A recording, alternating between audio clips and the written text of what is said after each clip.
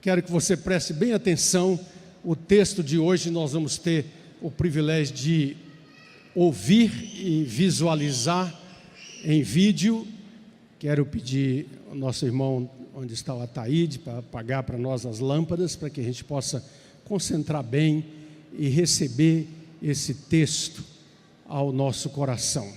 Não se distraia, mantenha a sua atenção focada, como você já fez até aqui, nos cânticos de louvor, nas orações, em todo o mover deste culto, porque em cada momento e em cada parte do culto, Deus está falando conosco. Amém?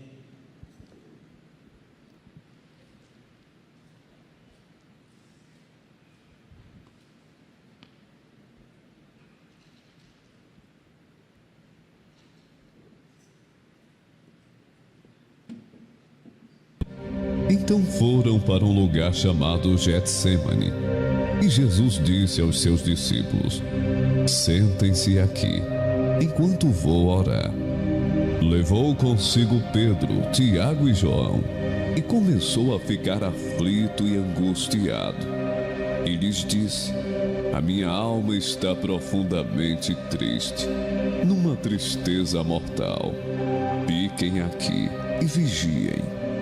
Indo um pouco mais adiante, prostrou-se e orava, para que, se possível, fosse afastada dele aquela hora. Pai, todas as coisas te são possíveis.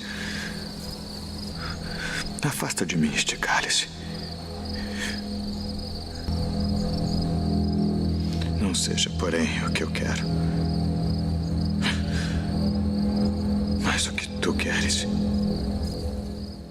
Então voltou aos seus discípulos e os encontrou dormindo. Simão, disse ele a Pedro: você está dormindo. Não pôde vigiar nem por uma hora. Vigiem e orem, para que não caiam em tentação. O espírito está pronto, mas a carne é fraca. Mais uma vez ele se afastou e orou, repetindo as mesmas palavras. Quando voltou, de novo os encontrou dormindo, porque seus olhos estavam pesados. Eles não sabiam o que lhe dizer. Então os deixou novamente e orou pela terceira vez, dizendo as mesmas palavras. Voltando pela terceira vez, ele lhes disse: vocês ainda dormem e descansam? Basta, chegou a hora. Eis que o Filho do Homem está sendo entregue nas mãos dos pecadores. Levantem-se e vamos, aí vem aquele que me trai.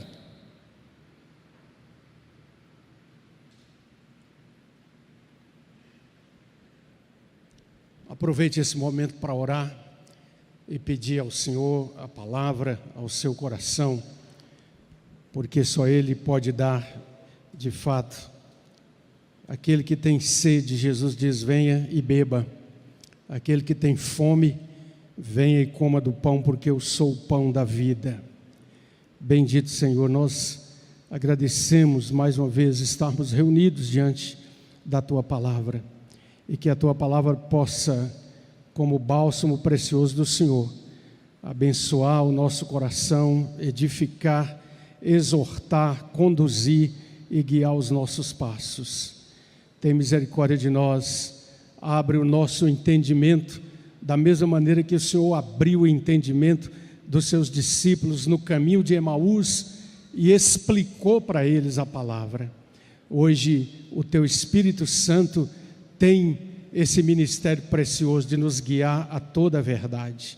Portanto, nós pedimos ao Senhor e agradecemos no nome de Jesus. Amém. Glória a Deus. Dia desses, as minhas cunhadas estavam lá em casa e mais alguma outra pessoa, se me recordo bem, e começaram a conversar a conversa que está rolando na nossa cidade por todo lado que a gente vai, não é? Chikungunya, um palavrão feio, né? Essa doença. Mas cada uma procurava destacar e realçar mais os seus sintomas, as dores, os incômodos, a dificuldade de levantar da cama, a mão que não consegue fechar. Estava dizendo hoje aqui de manhã que muita gente está descobrindo que bênção é poder abrir e fechar a mão, não é verdade?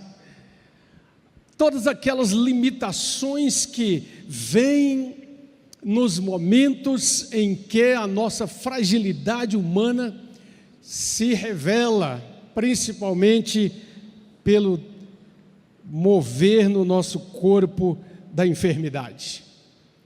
E eu pensava desde a quinta-feira sobre esse assunto e me veio à mente este quadro do Evangelho, que, embora não fosse aqui uma questão de enfermidade física dos discípulos, mas era sem dúvida uma enfermidade de alma, tal o que estava emotivamente pesando sobre eles no jardim do Getsemane.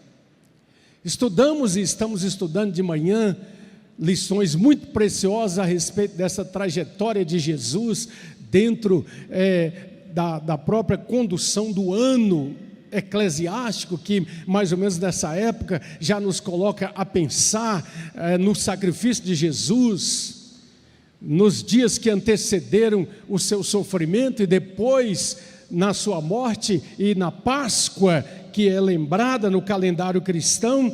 E olhando para esta cena no jardim ali do Monte das Oliveiras, Jardim das Oliveiras, e no lugar chamado Getsemane, ou Getsemane, onde nós vemos os 11 discípulos de Jesus em uma situação muito deprimente, muito tristonha, muito marcada por algo que eles mesmos talvez não sabiam descrever. Qual foi a natureza do desânimo e da inquietação e do temor e do medo e da angústia que passa da alma e somatiza e se torna algo físico na experiência deles? Jesus deixa os 8 discípulos mais afastados e toma os 3 mais próximos, em que ele depositava uma intimidade maior com as coisas. Deixa 8 discípulos ali à distância, toma Pedro, Tiago e João e fala com eles: venham e vigiem, ficai aqui comigo um pouquinho. Mateus narra no capítulo 26 essa história. E Mateus diz que Jesus voltou a primeira vez, eles estavam dormindo. Jesus voltou a segunda vez, eles estavam dormindo, seus olhos estavam pesados. Jesus voltou ainda a terceira vez e diz para eles: é chegada a hora.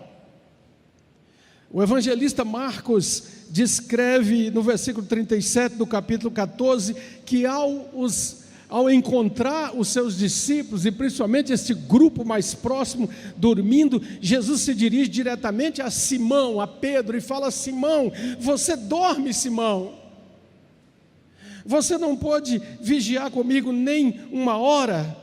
Ele volta de novo, os encontra dormindo, e o evangelista diz que os seus olhos estavam pesados, e eles não sabiam, não tinham o que responder ao Senhor.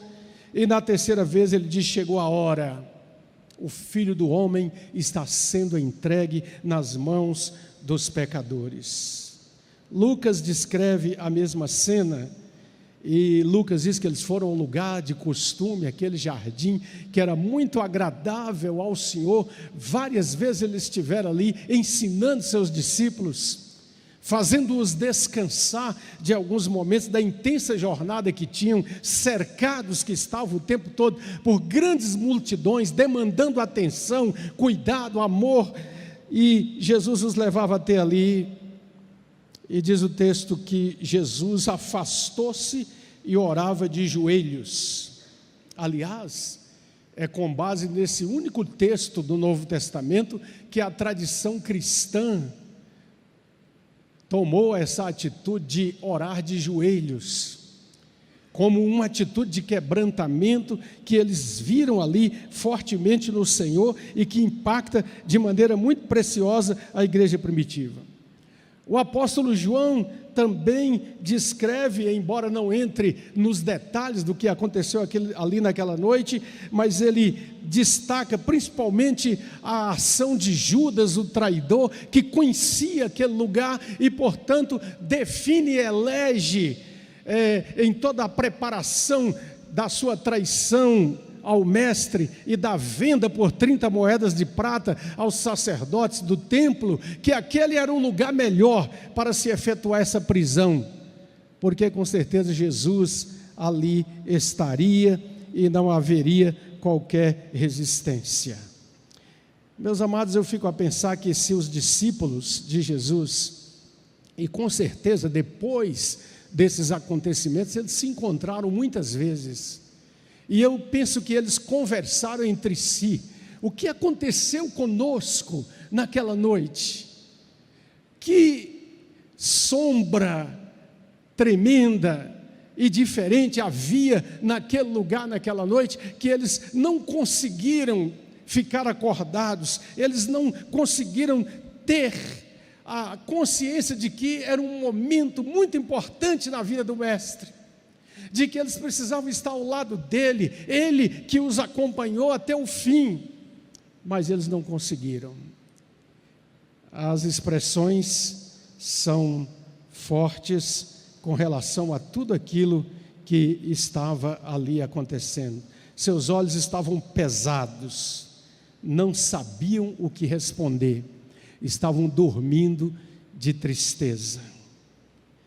Momentos-chave da vida são propícios à exposição de nossas fraquezas e pecados.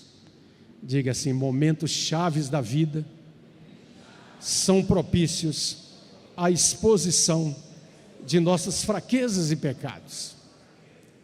E nós precisamos aprender com esses momentos.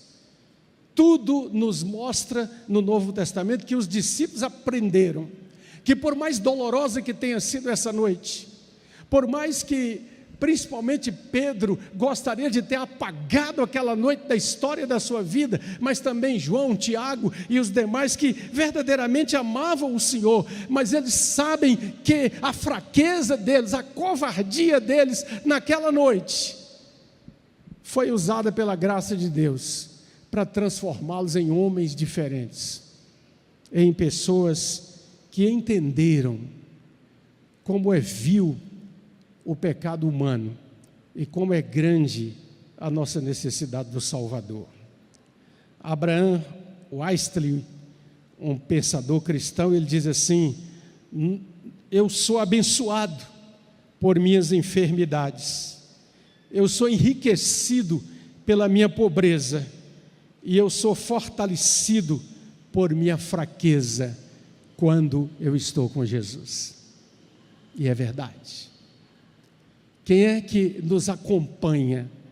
E quem é aquele para quem nós nos voltamos no momento em que a enfermidade é doída, em que a pobreza parece insuportável e a fraqueza parece não encontrar alento para que a gente possa se levantar? Eles não sabiam o que responder a Jesus, e eles nem tentaram. É muito interessante você abrir todos os textos de Mateus, Marcos, Lucas e João e ler sobre essa experiência do jardim do Getsemane, e você vai ver que eles ouvem Jesus cobrar deles a vigilância, o estar acordado com ele, mas eles estão dormindo de tristeza, eles não têm nada para dizer, eles não têm nada para dizer, eles não podem se justificar. E aqui eu já vejo algo que mostra o aprendizado que está acontecendo na vida dos discípulos, porque eles estão começando a compreender que eles não vão encontrar em si mesmos a resposta para as limitações, pecados, desvios e desobediência que ainda habitavam os seus corações. Eles precisam olhar para Jesus e como Ele age,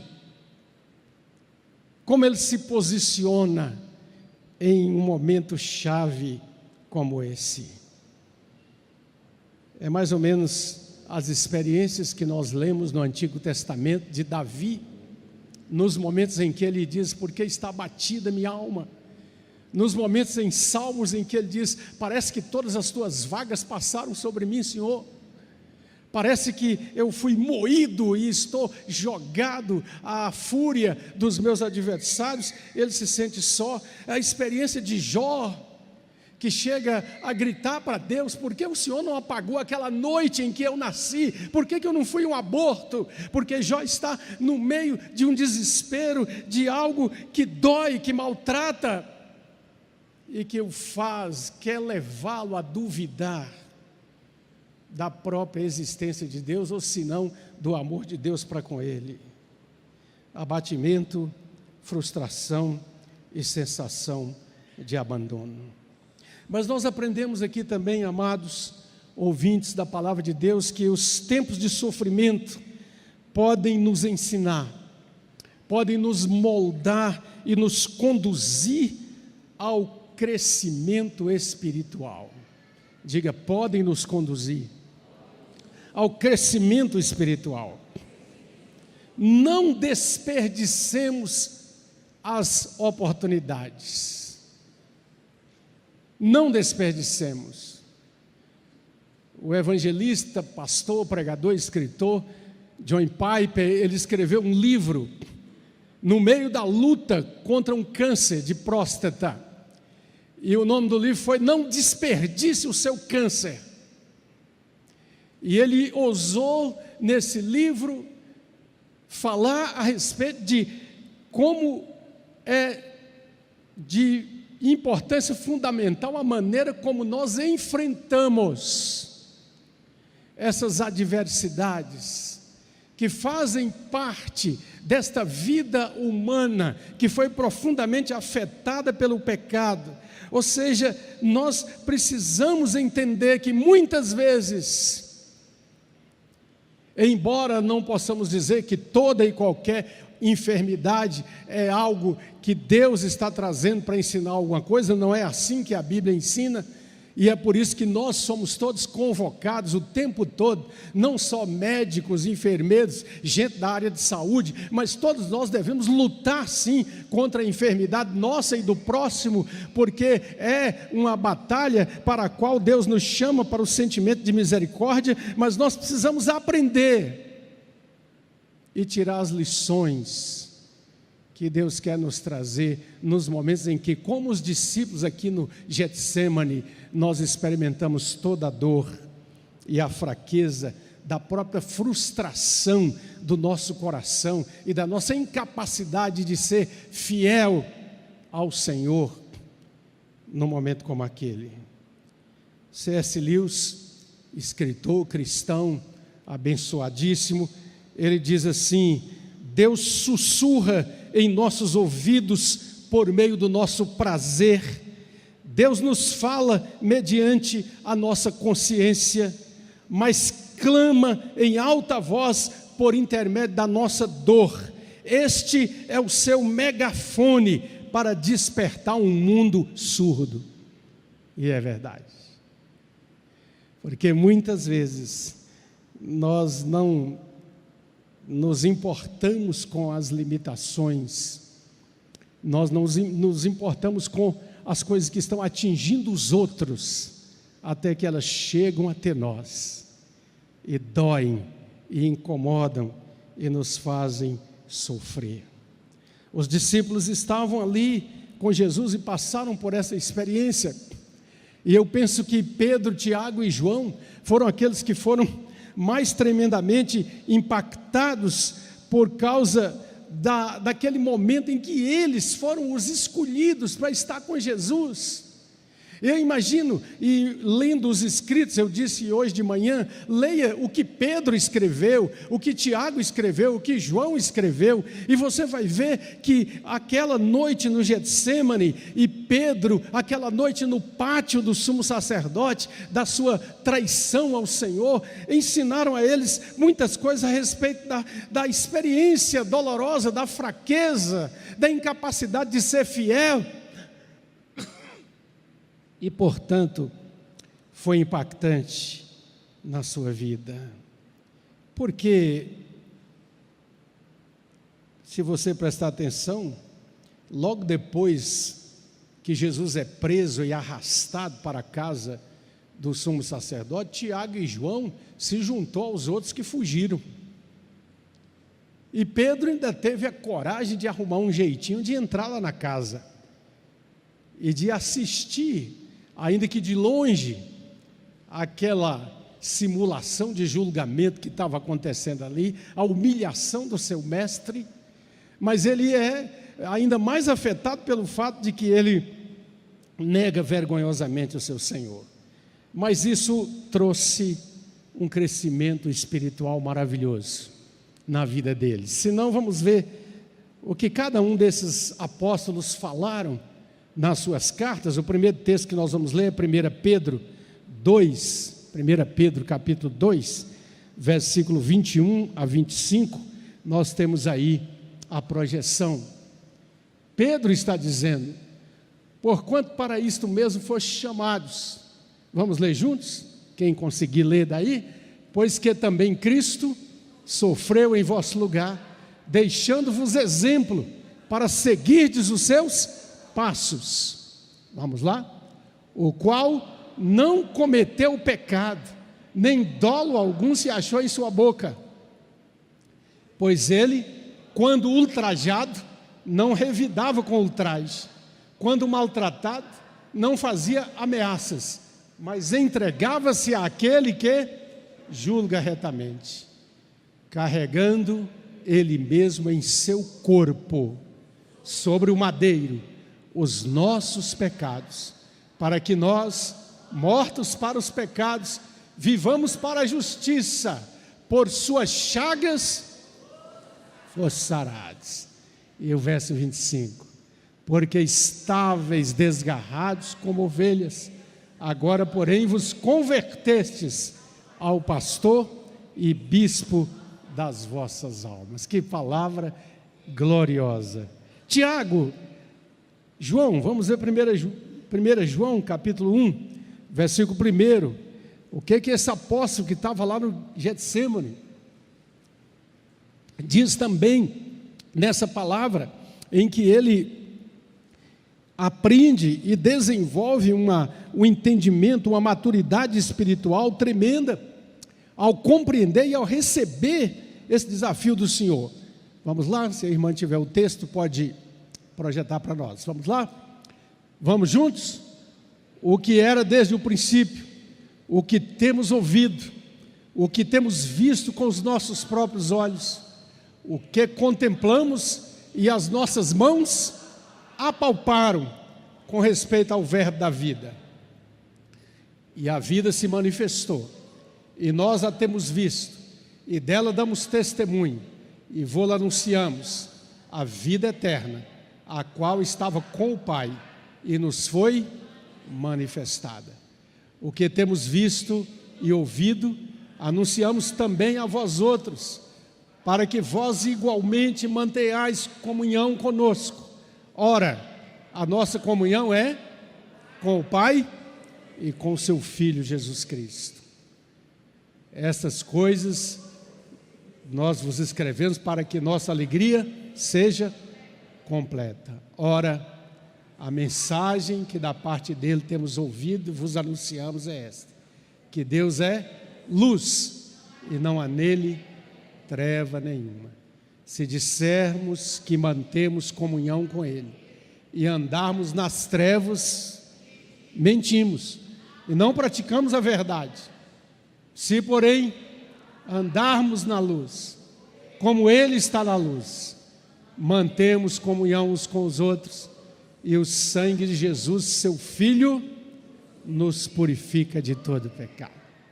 João compreende que aquele Jesus que os amou de maneira tão intensa e completa, tolerando a covardia deles naquele jardim, é aquele que simplesmente se torna a luz capaz de guiar os nossos passos.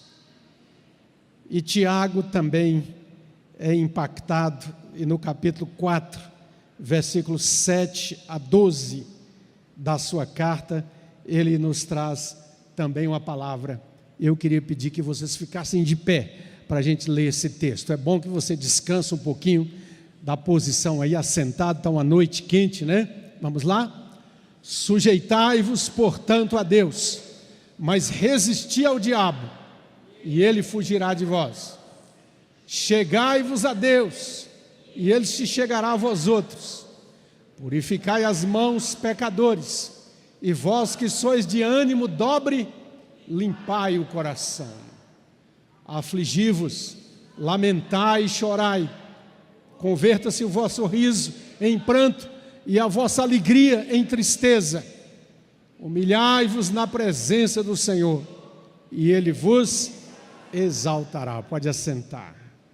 Então eles são impactados, e agora eles entendem que esta é a maturidade e o crescimento espiritual, o entendimento da história da nossa redenção.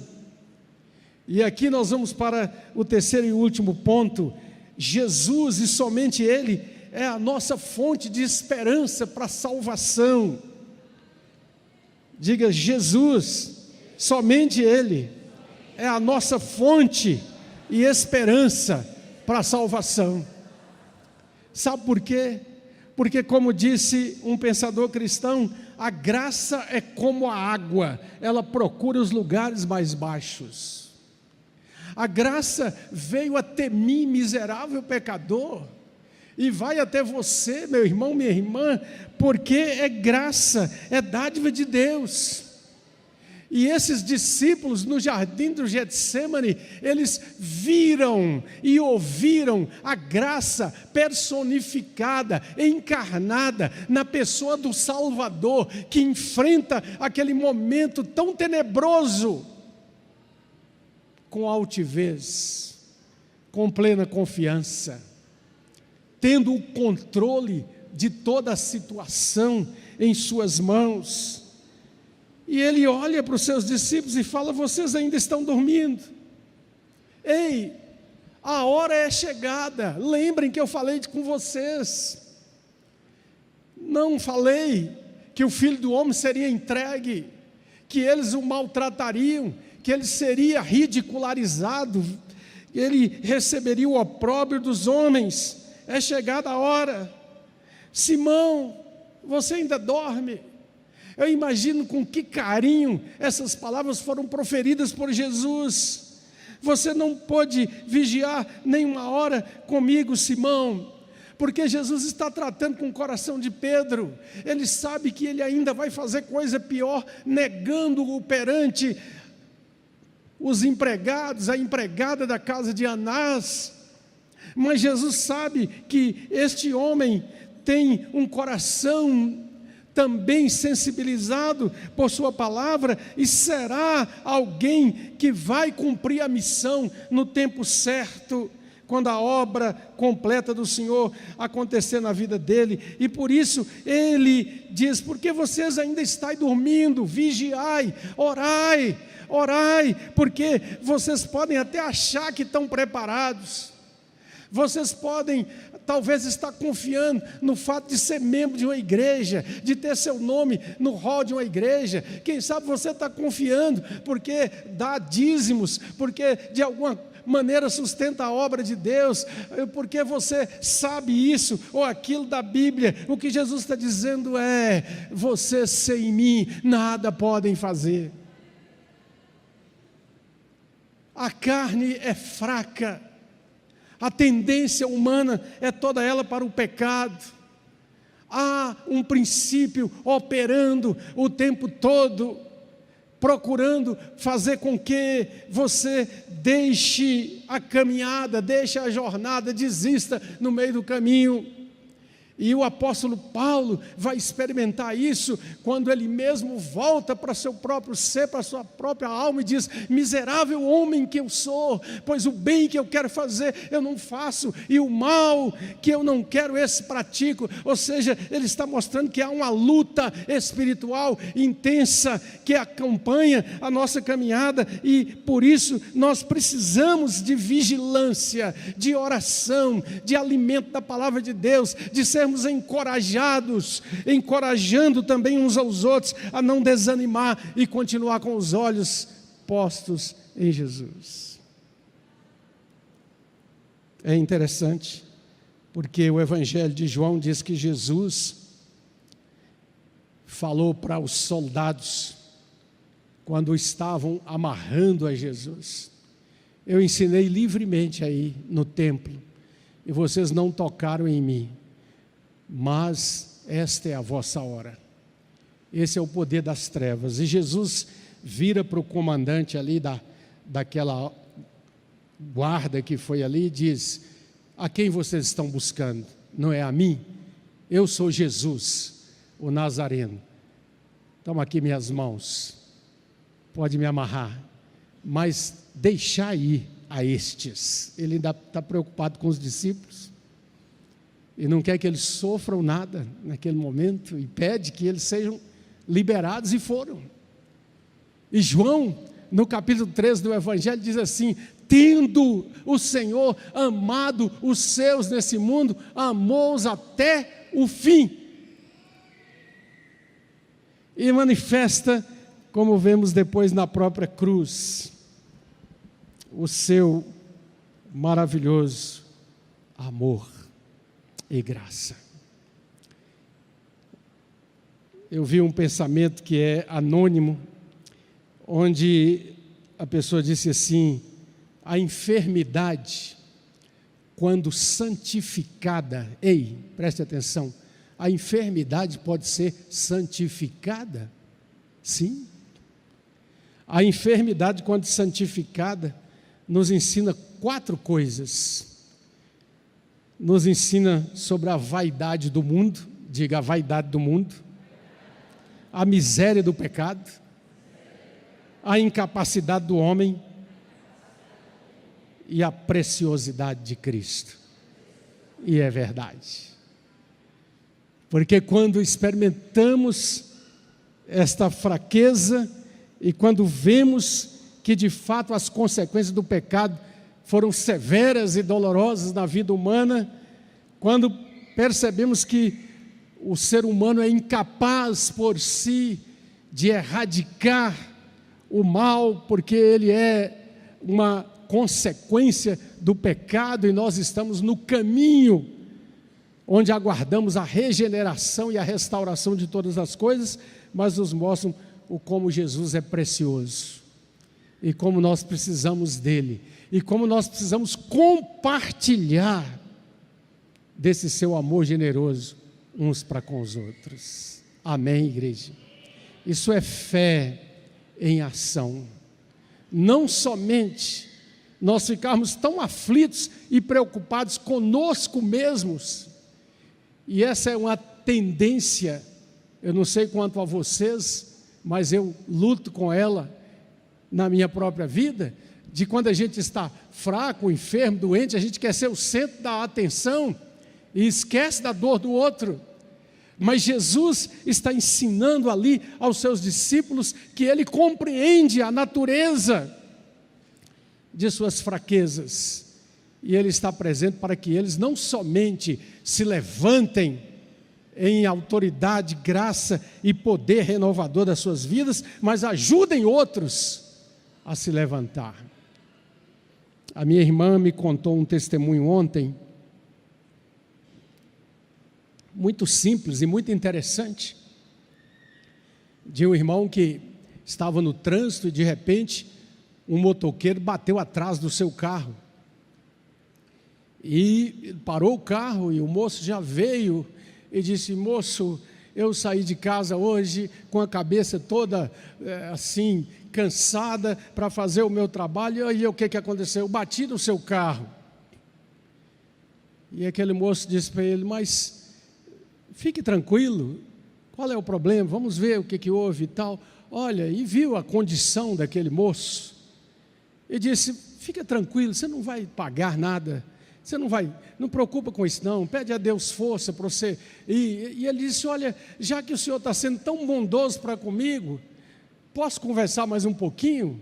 E começaram a conversar, e ele disse: olha, eu tenho um filho autista, com alto grau de autismo, e é uma luta, senhor, e às vezes ele fica muito mal à noite, então eu vou até ele, nós ficamos juntos, eu abraço com ele, e a gente atravessa a madrugada, abraçado um ao outro. E isso aconteceu essa noite. E então ele aquieta um pouco e eu saio para trabalhar. Então aquele moço, através daquela conversa, pôde fazer um relacionamento de amor, de compaixão para com aquela pessoa. Meu irmão, minha irmã, está cheio de gente ao nosso lado, com as carências mais terríveis, e nós muitas vezes insensíveis. Fé cristã é muito mais do que estar na igreja. Fé cristã é muito mais do que portarmos um semblante, uma roupa, uma aparência de cristão. Nós precisamos chegar até os outros no nome de Jesus e na graça de Jesus, para compreender a dimensão da dor, do sofrimento do outro, e assim sermos instrumentos de Deus em favor de um mundo onde há tanto sofrimento e tanta necessidade. E é isso que Jesus ensina aqui aos seus discípulos. Podem dormir, durmam, descansem, chegou a hora, mas eu vim para essa hora, e essa hora manifesta tudo aquilo que o Senhor é, para que nós possamos continuar a jornada, olhando para Ele, confiando nele e dependendo dele, sendo as suas mãos os seus pés e o seu amor para com os homens. Ele vai à frente da jornada da vida, ele olha confiantemente, porque ele é o dono de todo o presente e de todo o futuro possível, porque ele é o Senhor do seu povo e da sua igreja. Amém? Eu queria convidar a nossa banda de novo, nossa equipe de louvor aqui, para que nós, antes de terminar esse culto, repetíssemos essa canção preciosa que nós cantamos nessa noite. Eu não sou mais escravo do medo. A palavra de Deus diz que o perfeito amor lança fora o medo. Os discípulos estavam dormindo com medo, porque eles não tinham ainda a percepção de tudo aquilo que ia acontecer a partir da luta daquele jardim. Mas Jesus mostra para eles que tudo está no seu controle, que não tem nada fora do grande plano e do grande propósito de Deus, que Ele vai consumar a redenção, e portanto em Cristo nós não somos mais escravos, mas libertos, porque conhecereis a verdade, e a verdade vos libertará. Eu queria pedir ao nosso irmão para apagar as lâmpadas. Eu gostaria que a gente cantasse essa canção com as lâmpadas apagadas, para você focar mais nessa letra, deixar que o Espírito Santo fale ao seu coração enquanto canta, como uma oração, uma declaração de fé, um renovo gracioso do Senhor para os enfrentamentos que teremos na semana que está diante de nós. O amanhã pertence ao nosso Deus, mas se você tem lidado com tantas coisas que muitas vezes querem trazer medo, inquietação, lembre-se dessa verdade, de que o Senhor está conosco e portanto nós não somos escravos do medo. Pode apagar aqui também, deixa só aqui para que eles possam acompanhar aqui, né? Glória a Deus. Você pode ficar de pé com a nossa equipe para que a gente cante e receba essa canção no seu coração. Preste bem atenção nessa letra. Tome posse, porque a melodia da graça veio até nós e tocou o nosso coração. Uma melodia, Ele me alcançou, me cercou com uma canção. Jesus, Ele me libertou dos meus inimigos, dos meus medos, me salvou. Eu não sou mais escravo do medo, eu sou filho de Deus. Eu não sou mais escravo do medo, eu sou filho de Deus.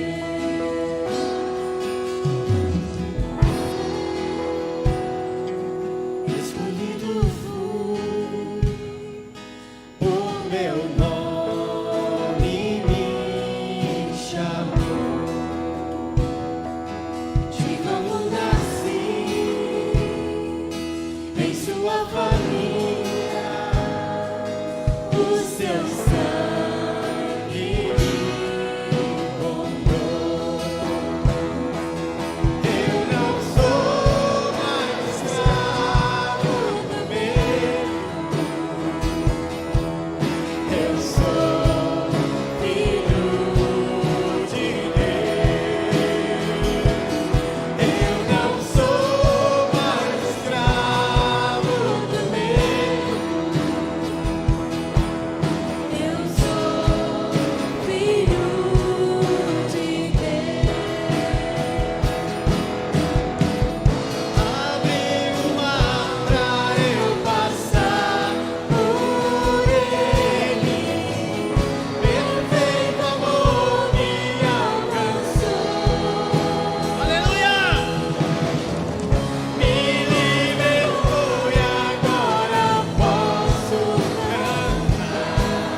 Eu sou filho de Deus. Eu não sou mais escravo. Eu não sou mais escravo do medo. Eu sou filho de Deus. Eu não sou mais escravo do medo. Eu sou filho de Deus. Aleluia. O perfeito amor lança fora todo medo. Todo medo. Ele diz, mansa e suavemente, filho, filha, abre o teu coração. Eis que eu estou à porta e bato. Se alguém ouvir a minha voz e abrir a porta, eu vou entrar. Eu vou à intimidade da sua cozinha. Eu cearei com você e você comigo. Estamos diante da decisão. Estamos diante da grande e maravilhosa oferta, que não é barata, que custou a vida do eterno Filho de Deus, mas que é oferecida pela graça, porque pela graça sois salvos por meio da fé, e isso não vem de vós, é dom de Deus, porque a graça de Deus se manifestou salvadora a todos os homens.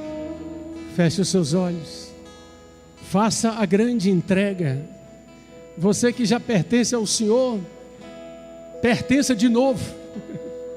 Diga de novo: "Se tu, Senhor, o meu Salvador, aquele que me ajuda nas minhas fraquezas, que me conduz na sua vitória." E você que ainda não fez, faça pela primeira vez.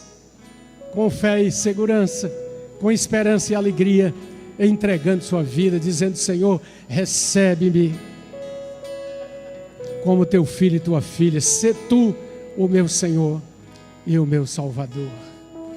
Ó bendito Senhor, agradecemos porque o teu Espírito está falando conosco, através dessa palavra que é digna de toda aceitação. Obrigado porque nessa noite preciosas vidas são alcançadas e muitos encontram o seu Salvador, entrando pela porta, a porta da graça, confessando os pecados e tomando posse do teu perdão salvador. Bendito Pai, que esta seja a realidade gloriosa, bendita no coração de cada uma nessa noite, e que experimentemos nos dias dessa semana essa bendita alegria e grande consolação, no nome de Jesus. Amém, aleluia.